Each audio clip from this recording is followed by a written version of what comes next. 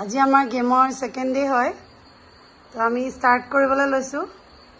যোৱা কোন যাবা উঠাবৰ কাৰণে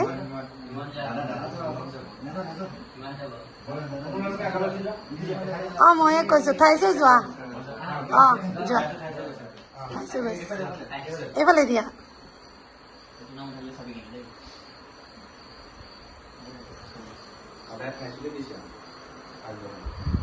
আজি গৌৰৱ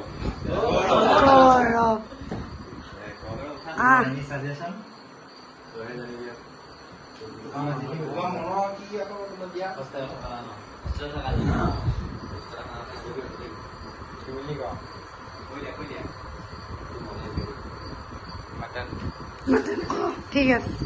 ঠিক আছে কাইলৈ তেতিয়াহ'লে মাটন চলিব খুশ